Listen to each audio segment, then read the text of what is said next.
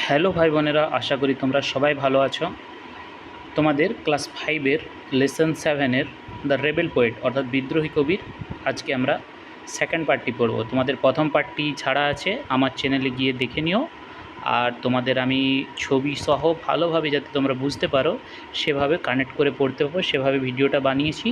তোমাদের যদি ভালো লাগে তাহলে অবশ্যই লাইক, শেয়ার এবং সাবস্ক্রাইব করে দিও, যাতে আমি আবার তোমাদের জন্য নতুন ভিডিও তৈরি করতে পারি। তাহলে চলো, আজ কথা না বাড়িয়ে তোমাদের সেকেন্ড পার্টের পড়াটি শুরু করি। কি বলছে দেখো, আঙ্কেল রহিম, কাকু রহিম এন্টার্স দ্য রুম, বাড়িতে ঢুকলেন। He joins in the conversation, তিনি কথোপকথনে যোগ দিলেন। Did Kumudranjan inspire him to write poems? Pritam Pritam বলছেন যে কুমুদরঞ্জন কি তাকে কবিতা লেখার জন্য অনুপ্রাণিত করেছিলেন? কুমুদরঞ্জন কাকে? কাজী নজরুল ইসলামকে। Father, yes, but Nazrul was also influenced. হ্যাঁ, কিন্তু নজরুল আরও অনুপ্রাণিত হয়েছিলেন by Rabindranath and the Persian poets like Hafez and Khayyam.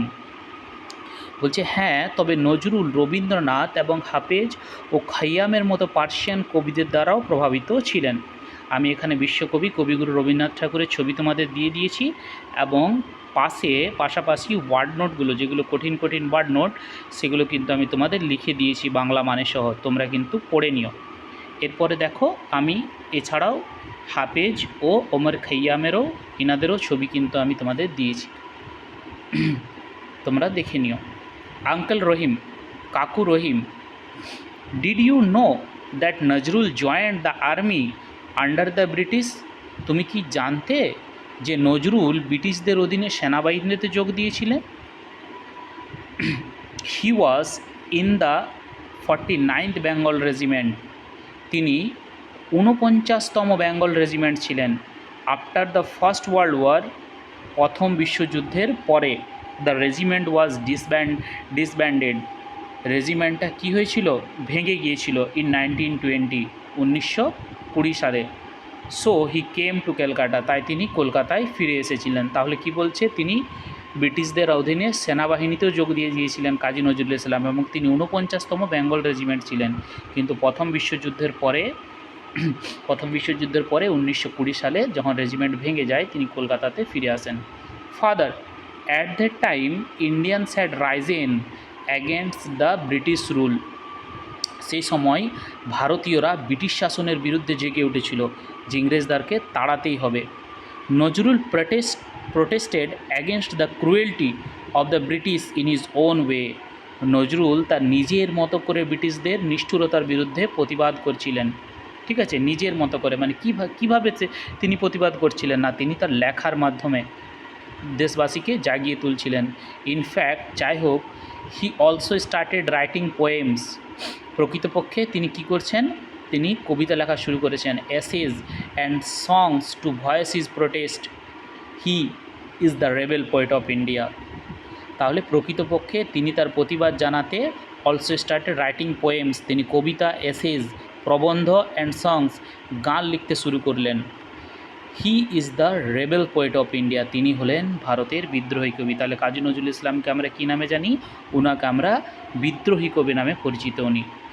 Pritam, I hardly knew as much, আমি এত কিছু খুবই কমেই জানতাম। Father, you should read his poems like Kandari Hushiyar, খেয়াপাড়ির তরণী, তোমাকে কিন্তু প্রীতম অবশ্যই পড়া উচিত তার কবিতা। কি কবিতা? কান্ডারি হুঁশিয়ার, খেয়াপাড়ের তরণী, কিন্তু এর মতো কবিতা তোমাকে পড়া উচিত। The British war afraid that Nazrul's writing could instigate the Indian freedom fighters, তাহলে ব্রিটিশ ওয়ার অ্যাফ্রেড, ব্রিটিশরা ভয় পেয়ে গিয়েছিল, কারণ কি? দ্যাট নজরুলস রাইটিং, যে নজরুলের লেখাগুলো, কুড ইনস্টিগেট মানে প্ররোচিত করতে পারে দ্য ইন্ডিয়ান ফ্রিডম ফাইটার, ভারতীয় মুক্তিযোদ্ধাদের। ঠিক আছে, তাহলে ভারতীয় মুক্তিযোদ্ধারা এগুলো পড়ে কিন্তু তারা প্ররোচিত হতে পারে, তাই ব্রিটিশরা কিন্তু ভয় পেয়ে গিয়েছিল। আমি তোমাদের কান্ডারি হুঁশিয়ার, যাতে তোমরা কবিতাটি পড়তে পারো, এবং খেয়াপাড়ের তরণী, এই কবিতাটা আমি স্ক্রিনে দিয়ে দিয়েছি, তোমরা চাইলে কিন্তু এটা পড়তে পারো ভালোভাবে। দেখো, তিনি খুব সুন্দরই লিখেছিলেন। তারপরে দেখো কি বলছে, প্রীতম,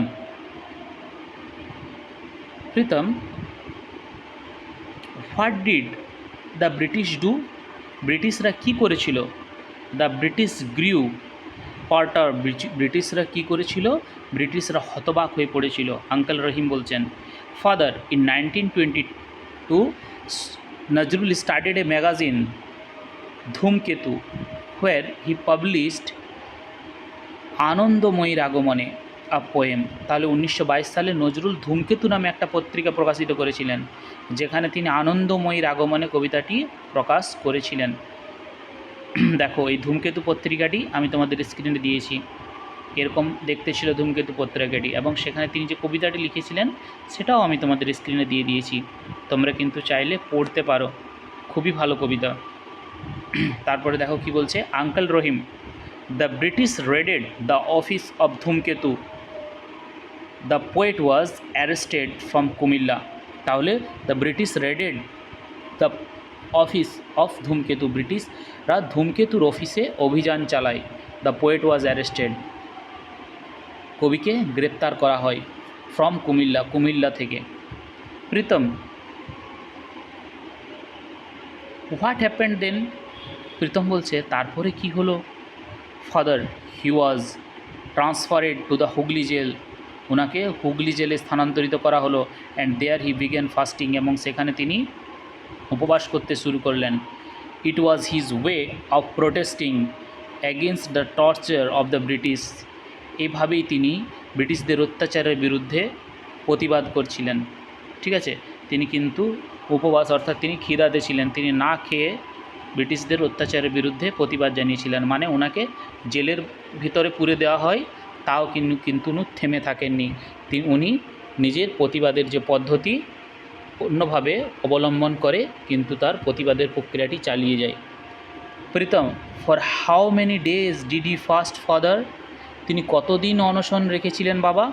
ফাদার, বাবা, he fasted for more than a month, তিনি 1 মাসেরও বেশি সময় অনশন রেখেছিলেন। In December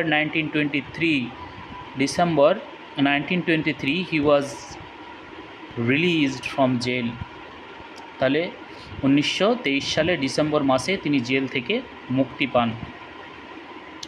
Pritam, thank you so much, অনেক অনেক ধন্যবাদ। Father, now you will be able to sing কারারই লৌহ কপাট, এখন তুমি কারারই লৌহ কপাট গানটি গাইতে পারবে।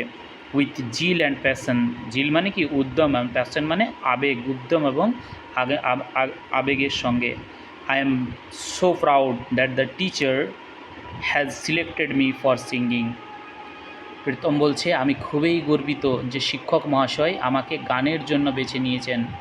ঠিক আছে, তাহলে তিনি বাবাকে ধন্যবাদ জানালেন যে বাবা ধন্যবাদ, এখন কিন্তু আপনার এই কথা শুনে কাজী নজরুল ইসলামকে কিন্তু আমি রক্তে রক্তে অনুভব করে আমি কিন্তু এভাবে আরও বেশি আবেগের সহিত এবং উদ্যমের সহিত কারারই লৌহ কপাট গানটি গাইতে পারবো, এই জন্য তিনি ধন্যবাদ জানাচ্ছেন। আঙ্কেল রহিম, কাকু Rahim, then let's hear you sing, তাহলে আমরা তোমার গান শুনি। You will sing along with you as well, আমরাও তোমার সাথে গান গাইব। ঠিক আছে, তাহলে আজ আমরা দ্য রেবেল পোয়েট ক্লাস 5-এর লেসন 7-এর দ্বিতীয় অধ্যায়টি শেষ করলাম। আশা করি তোমাদের খুব ভালো লেগেছে। সবাইকে অসংখ্য ধন্যবাদ এবং শোনার জন্য, এবং তোমরা যদি তোমাদের ভালো লাগে, আমার এই পড়াটি তোমাদের যদি ভালো লেগে থাকে, তাহলে তোমরা চ্যানেলটিকে লাইক এবং সাবস্ক্রাইব এবং কমেন্ট করে দিও, যাতে আমি আবার তোমাদের জন্য নতুন ভিডিও নিয়ে আসতে পারি। তোমরা সুস্থ থেকো, ভালো থেকো।